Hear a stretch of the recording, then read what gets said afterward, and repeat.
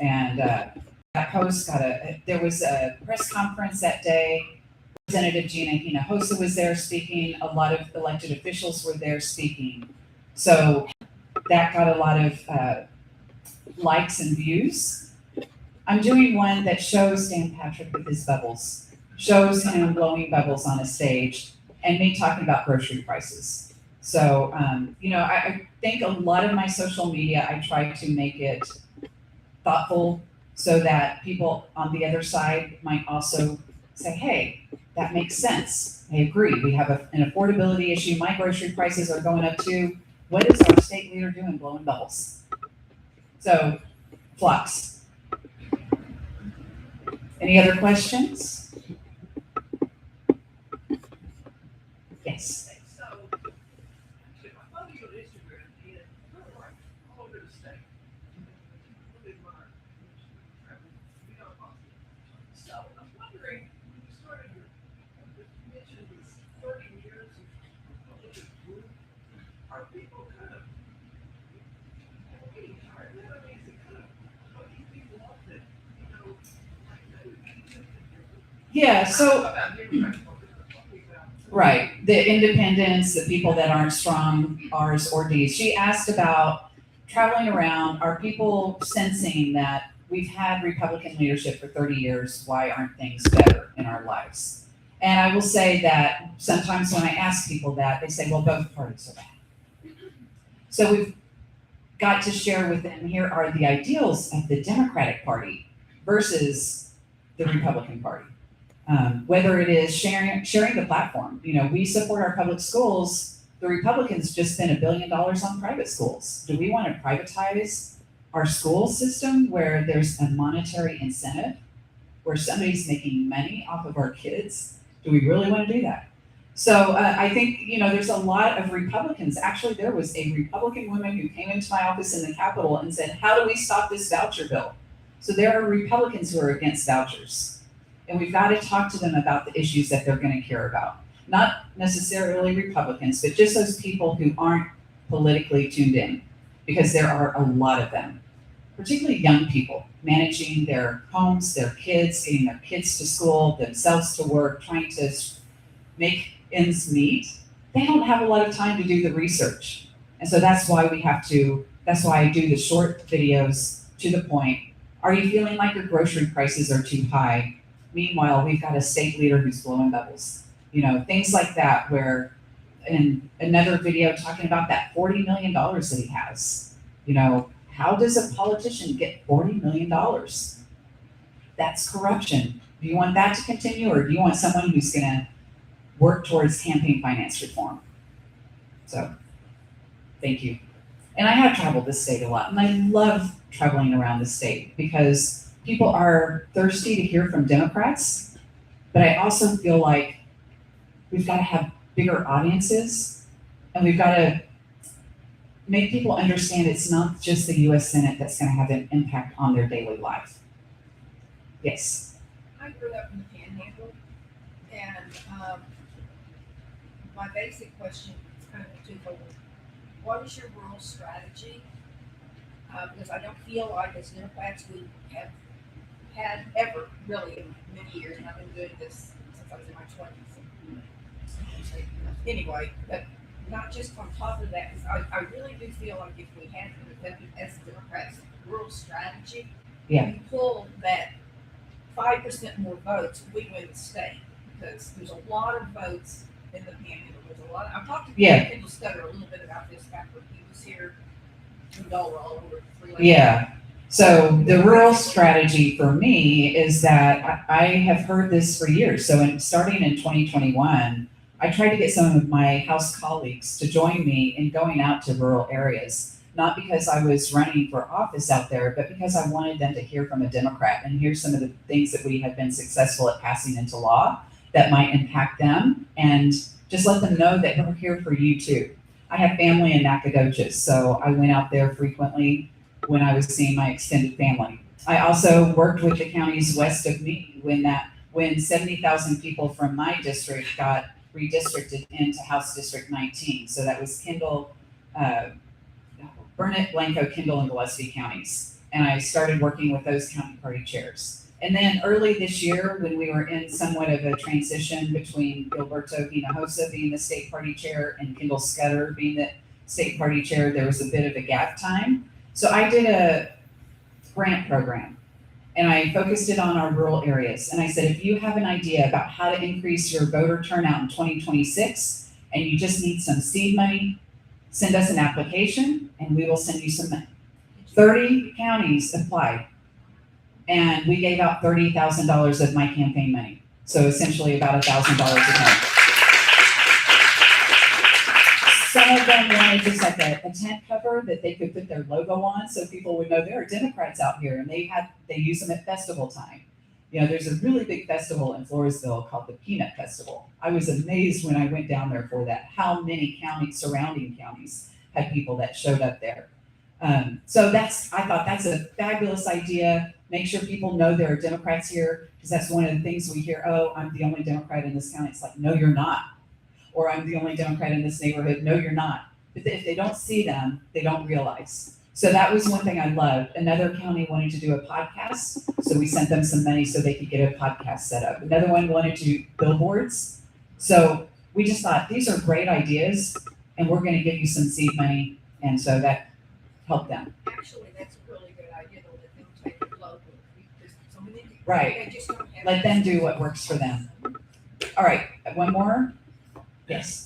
Well, we all gotten a lot of reduction in our property taxes, which is great. I mean, everybody loves paying less property taxes, but I'm worried that the tax appraisal districts aren't pulling in enough money to give over to the school districts to properly fund the schools, like you mentioned earlier. If you get elected to lieutenant governor, are you in favor of reversing some of the property tax? So when I am lieutenant governor, we are going to increase the state share. Because what has happened is at one point in time, the state actually provided 70% of school funding. Guess what percent they provide now? 35, maybe less at this point in time, particularly after vouchers.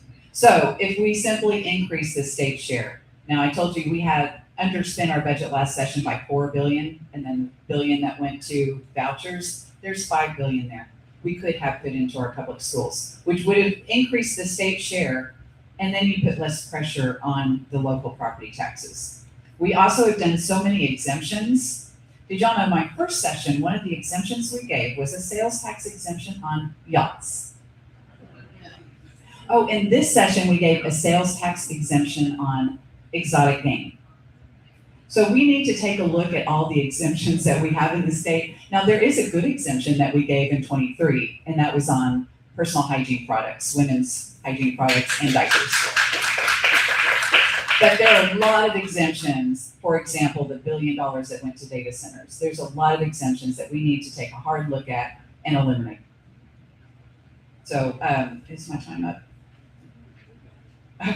All right, well, I'll take more questions.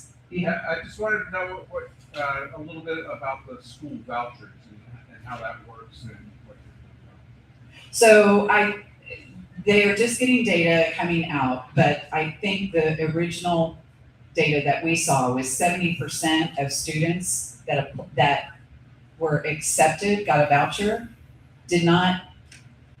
were not going to public schools. So the idea is supposed to be that we're helping students in struggling schools get into better schools, and that's not the reality. I was just researching that the other day. It's all, most of it's going to private schools. They were already in a private Right. school. Either in private schools or just maybe kindergartners not in school yet, or maybe homeschoolers. Anyway, the vast majority not in public school. So it's not solving that problem that our state leaders said we have, which I do not agree with the idea that we have failing schools. We have failing leadership. So, right, and the way to do that, number one, we do need to change the law, but the easiest, most effective way is to say, I am not going to pass a budget that has any money going towards private schools in it. That stops the program. If you unfund it, it stops the program. And that's my commitment. This isn't a question, I just want to make a point or a comment. Thank you for bringing up social media, because the other side is phenomenal about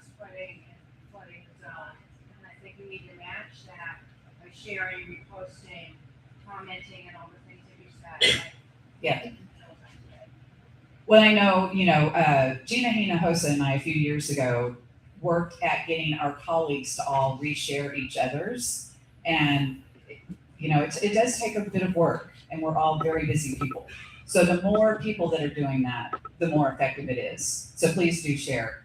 And not just mine, follow all of the statewide candidates and share. Who here is following Clayton Tucker? Because he's doing a lot of good work too. And he's hitting a lot of the rural areas. And I agree, we have to make sure that we're hitting urban and suburban and rural. We gotta do it all. It's all important. This is something that I heard some people already said this to me, and I thought was really interesting. He was, said that they like Abbott and they go Republican because the Texas economy is so hot. And he said, we'll never make it where it's micropolitically talking about Abbott and the economy. But you will make it where it's micropolitically, and please do this, connecting Abbott to Trump. He said Trump is a clown, and we know Trump is a clown. You can't attack Abbott on the economy, but you can just destroy him on his elections. Right, and in some of my social media, I mentioned Trump again. The reason we have an economy that is heading towards recession is the Trump tariff, Trump war, Trump deportations. And then we have our state leaders who are minions of Trump. Yes. Mindy, as a nurse of 65 years, I taught behavioral health. About 3 years ago, when the governor came out saying that child trans care was child abuse, I got fired up, and I've been doing a lot of community education since that time. Well, now that's not the problem. They have been disappeared. And I read an article last night that the trans children who are in therapy cannot get their hormones, and they're committing suicide like an incredible rate, so much more than even the other trans kids. And here we are locked in. And how can we make change, get back to care for this population? Yeah, well, that gets back to allowing doctors to do their job. We are tying the hands of doctors when it comes to pregnancy care, when it comes to gender affirming care. And really, you brought the main crux of it is their kids are committing suicide.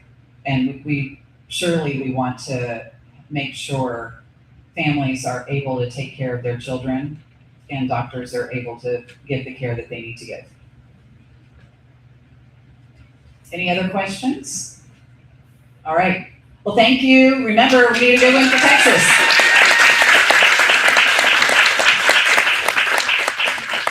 Thank you so much. As you were talking, I was reminded of a story from an old timer, Tip O'Neill, who was once Speaker of the House in Washington, D.C. And he told the story the first time he ran for Congress and lost. And he said that he was in the grocery store and he ran into one of his elementary school teachers. And I don't remember her name, but I call her Miss McGillicuddy. And so he said to Miss McGillicuddy, did I have the honor of your vote? And he said, she looked at him straight in the eye and said, well, Mr. O'Neill, you never asked for it. And so to the last time he ran, he would stop at the front door on election morning and turn to his wife and say, Mrs. O'Neill, may I have the honor of having your vote today? I'm presuming she said yes. He never told us that part of the story. But that really is what we need to be doing through social media, through talking to our friends, to not being afraid to wear good shirts like this one to the grocery store and starting up conversation. I will tell you, I got at least 6 volunteers when I wore my Kamala Harris shirt to go grocery shopping, so people will stop and talk to you. We want to get through the rest of the meeting fairly quickly because we're ready to go out door knocking. I know not all of you will be joining us, but those of you who will be starting immediately after this meeting. And I don't know, is lunch still on, our usual lunch after? Are we going to walk right after? Yes. We have to eat lunch after the walk. Okay, well, Tammy is our lunch lady, We can do it at Barris today, but, okay, but what time do I tell people? 1:30.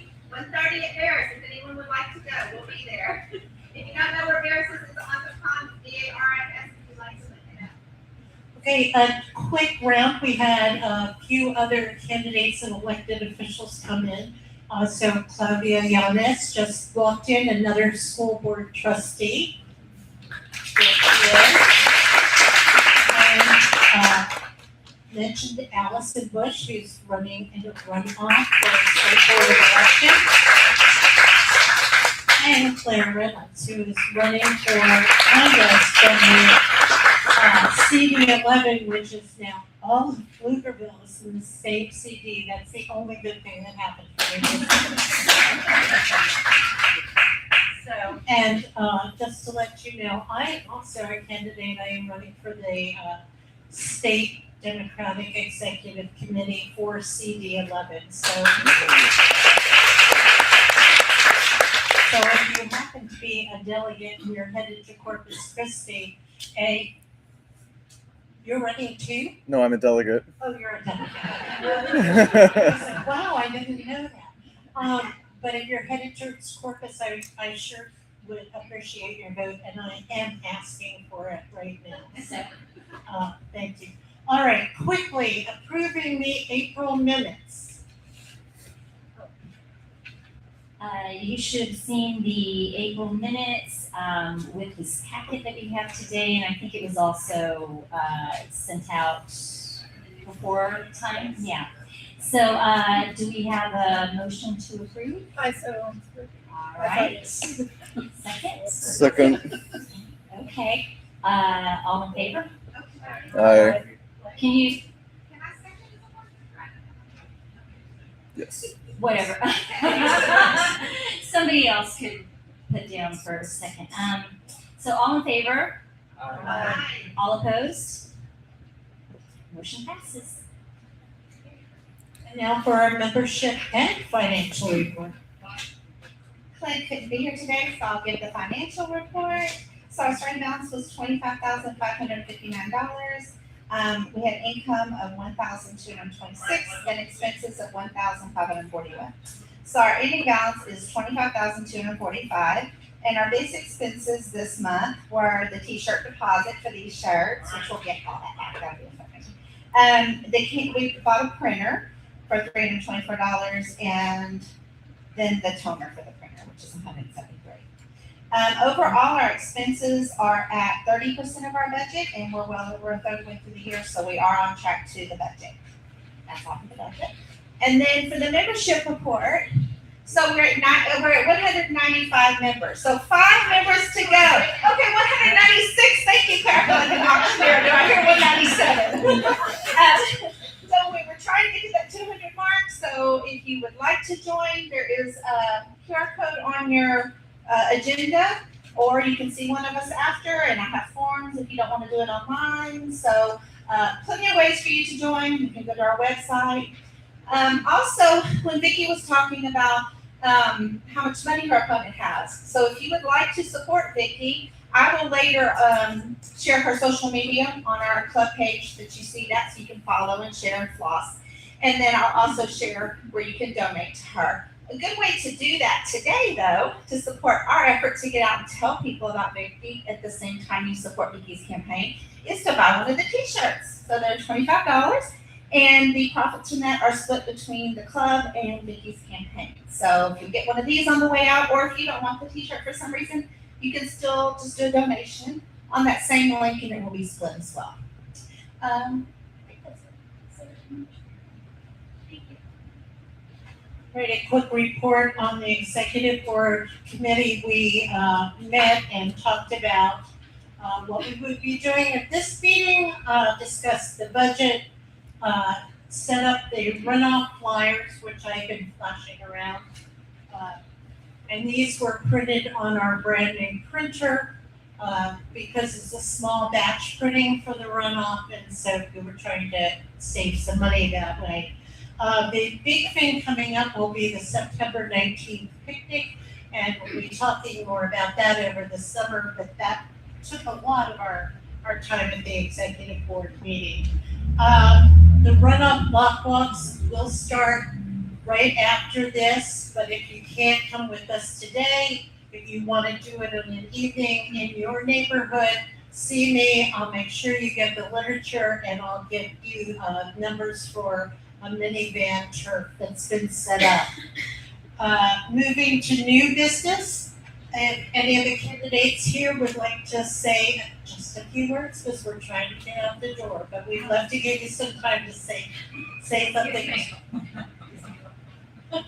I have been instructed to vote. I told her. Yes, she did. So I will make this very quick. I have spoken to y'all many times. First of all, I am Allison Bush and I'm running for State Board of Education. Right here in Madison. So I wanted to let you know first, thank you very much for your support and endorsing me. And thank you again for block walking and getting my information out. I am so honored. I did bring some of these, but they are also in the block walk. So if you would like one for yourself, a keepsake, I would be happy to give one. So just to let you all know, I would like to just share the difference between myself and my opponent, what the difference between the two of us is. First of all, I am like Vikki. It is our experience. I have 25 years experience in education and almost 10 years was right here in Pflugerville. So I am a Pflugerville resident. I live here and I want to give back here. And the other thing is charter schools. I do not take charter school funding and I do not believe in the unlimited expansion of charter schools, especially when it is diverting your funds away from neighborhood schools. So that's really the difference. There are so many other things I am very passionate about when it comes to education, and I would be happy to talk to you all about that afterwards. You've probably heard me millions of times up here. So thank you again for your support. I'm here for you. And then I was told that I got to stand up here after I'm making her, because hers is really important right now, and we really do need her because what happens at the state board is actually impacting, because our district is being cannibalized by charters. So I'm team mayor. I've been a trustee for 6 years. I will be rerunning for re-election in November. What I want to emphasize, because this is part of the closure conversation, is that closures are happening even in fast growth districts because of charter schools, because of the standalone costs that are happening, that are resulting. So even in high density areas, we are a property wealthy district. You heard the term recapture. When people choose to leave our district and the delta between where we were projected to be in our enrollment and what our actual enrollment zone is, our kids are in charter schools. We have 5,700 kids. 1 in 4 kids in our enrollment zone are in charters. And when we close a school building, our buildings are first up to bat for charters to come in. If we also have growth, which we have high growth areas still, we have microclimates happening here in Pflugerville. If we don't have a plan and we don't have the capacity for that growth, charters will immediately come in and suck up a building because they don't have local boards. These are not voter approved bonds. But I want to tell you how this impacts your taxes. When they leave, that increases the per student wealth for our recapture rate. So it actually increases our recapture payment, which increases our deficit. There's also almost $1,000 per pupil funding that goes to charter school students that public schools do not receive. That's your taxpayer money twice. Third time is that their buildings, why not locally, our property taxes aren't paying for them, but the money that goes back to the state, they're paying for those charter buildings. But we are left with the stranded costs, which is why we have to close buildings now in our school district. So they get to take all of our kids, and it's not an accident. There's a map that shows you where those buildings have been placed on purpose, willfully, to take our high-performing students, and what we have is a segregated school system. That is what's happening. We are serving the most vulnerable students and getting the least funding for it. In schools adjacent to some of these charters, we have upwards of 22 to 28% in special education. That means we are taking care of those students. That school has 2.5%. We have a segregated system that's happening. So part of what we're working on in terms of deciding how closures need to happen is also the preventable piece. That is more costly. It's costing us more money for those students to go to charters. So while we understand and we support parents and the decisions that they need to make that they feel are best for their child, there are things not visible in that decision-making process. And that is why the accountability is not the accountability issue we already had 2 publicly funded systems and now we have 3. But the charter one right now is completely cannibalizing our school district. So when you are out talking to people and you are like door to door and asking them, because right now, this is on purpose, man, they feel like they cannot trust the public school system. The legislature wants that to happen. That distrust is fracturing on purpose because they feel instability. What happens when you feel that instability? You want to find where that stability is. Well, now you're getting the overpromise of what you can get at a charter school. That's not the case. So it's really important that you are equipped with that information because this is a big part of that conversation and say, please help support your district. Your trustees are in this fight. We are in this fight with our community. But we need you to make sure that we can stop that bleed. Because that bleed is big and it's going to actually, they don't know that is the indirect unintended consequence. So thank you for listening to that. I have been fighting and advocating for charter changes in the system for the entire duration I've been on this board. I have worked with our state representatives to help turn people, because we do have Democrats that are funded, like Allison's opponent, to support charters. And I'm going to talk about being informed. Make sure as time goes on that you are informed about who those individuals are, because those people are responsible for our community being cannibalized. True story. So, thank you.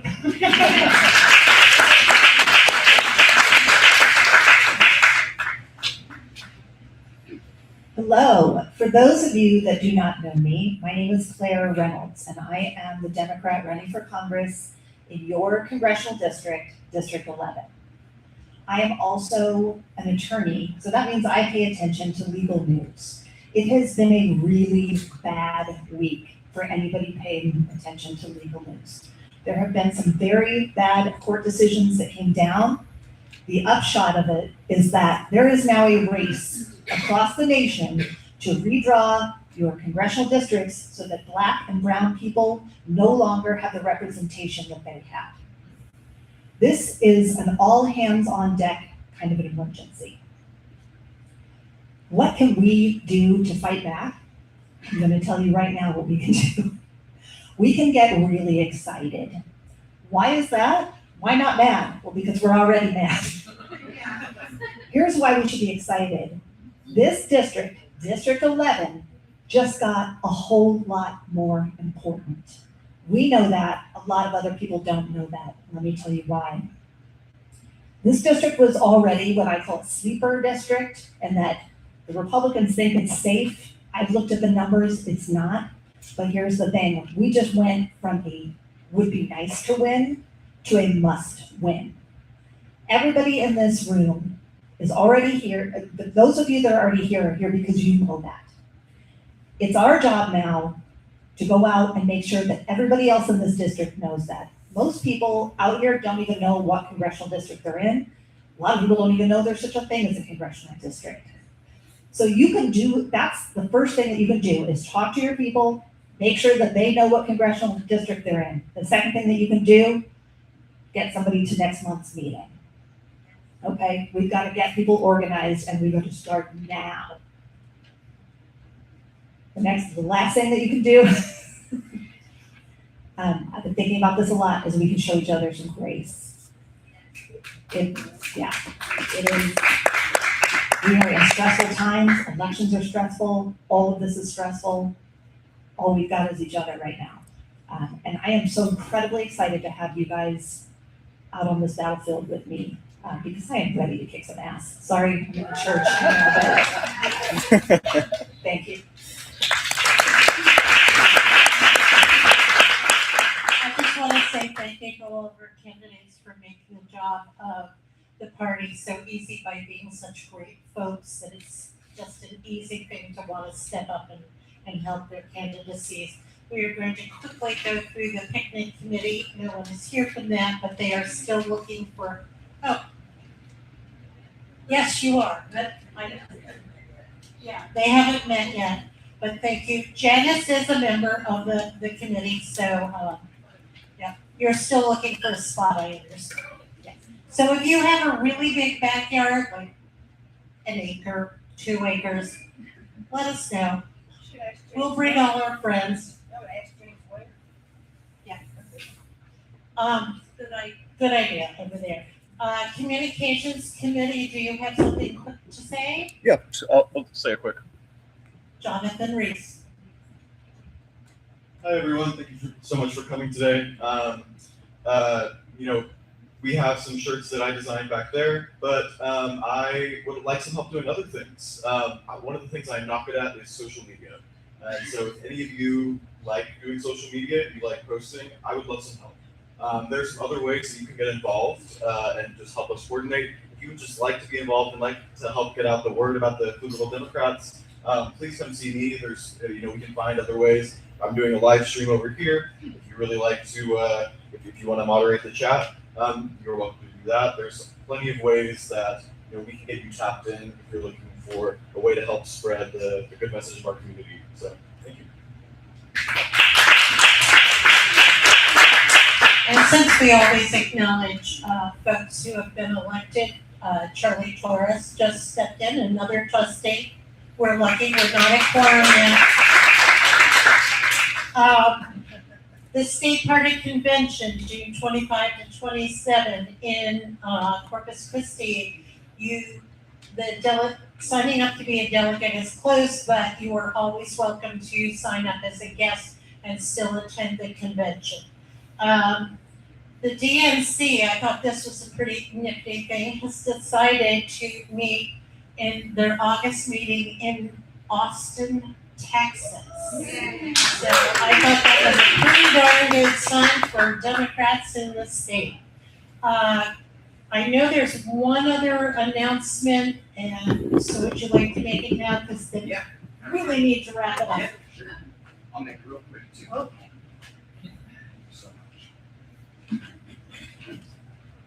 Hi everybody, my name is Benjamin Malfero. Pleasure to meet you all. How are we all doing today? Great. Good. So I'm happy to stand here in front of you. I just wanted to address this real quick. I don't know if any of you are familiar, but we have been out canvassing every day trying to call for a petition to enlarge and extend the boundaries of the Austin Community College District to include the territory comprised of Pflugerville Independent Schools. So basically right now, PISD is the only school district in Travis County that is not considered part of the Austin Community College districts. And so we need signatures. So whoever out there would be willing to come sign, come see me afterwards. We need every signature that we can get. We are coming up on the deadline. Our goal is 4,000 signatures. We are almost there. We're a little bit over 3,000. And then I also have extra sheets for anybody that would like to take one and see if you can get your friends and family members to sign. We would really appreciate the support. The only requirements are that you must be 18 or older, be a registered voter, and live in the Pflugerville School District area. So please come see me afterwards, help support the cause, and we'll get this on the ballot for November. Thank you all so much.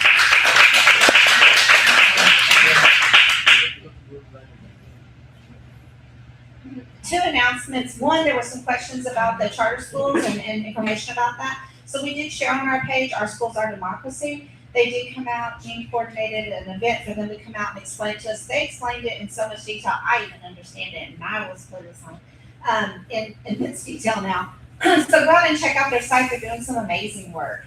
I did share that on our page, so you can find it there, or see me if you need to know, about that. And then also, I want to talk about our next meeting. Oh, is it? Can I make that announcement? Okay. And so I'm really excited about our next meeting, in case you can't tell. So on our next meeting in the month of June, since Juneteenth, we decided to do a focus on Black businesses. So we have several Black business owners who will be here. They'll have tables out to talk about their businesses. We have the owner of Cranky Grannies will be our main speaker. We have some other speakers, and then Mayor Pro Tem Kimberly Holiday will be here to moderate a question and answer session afterwards. So y'all come out for that. That's gonna be a great meeting. Super excited. Invite people. That's all.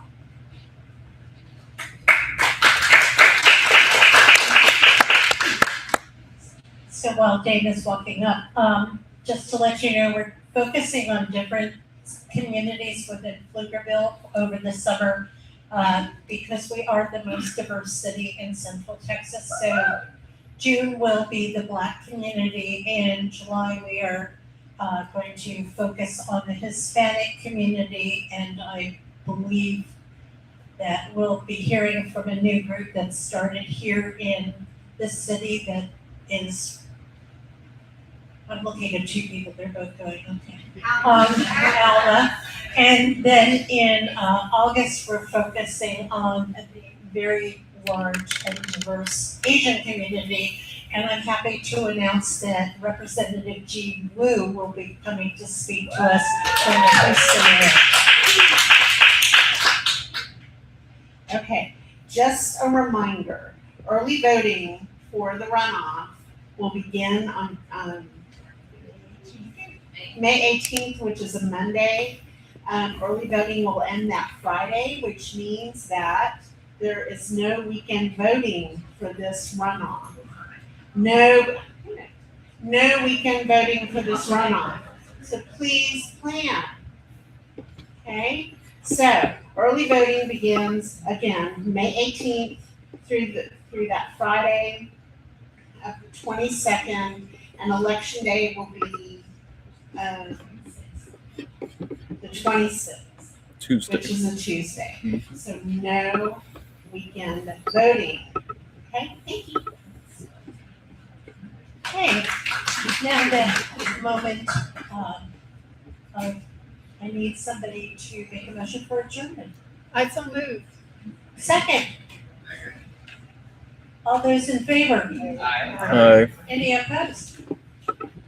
I am going to announce we are adjourned, and I am going to move over to the table with the signs. If you are going to go door knocking, come see me there. I have packets of literature for you to hand out, and if you have minivan ready to go, I'll give you